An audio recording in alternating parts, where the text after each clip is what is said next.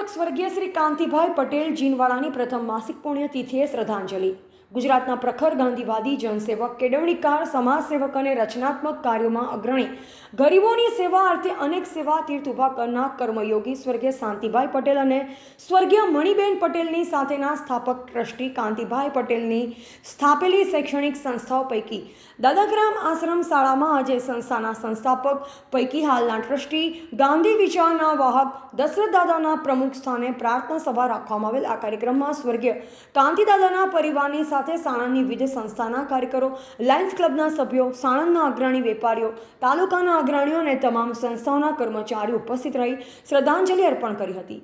આ સાથે સમગ્ર કેન્દ્રમાં પ્રથમ આવેલ ધોરણ 12ની વિદ્યાર્થીની કિંજલ કોપ પટેલનું બહુમાન ભગીની સમાજના પ્રમુખ જાનકીબેન પટેલ દ્વારા કરવામાં આવ્યું। સાથે દર વર્ષની જેમ બોપલ ગોધાવીના અનિરુદ્ધસિંહ જાડેજા, વિક્રમસિંહ વાઘેલા, મહેન્દ્રસિંહ વાઘેલાની સમગ્ર ટીમ દ્વારા દાદાગ્રામ આશ્રમ શાળાના બાળકોને ચોપડા વિતરણ કરવામાં આવ્યા।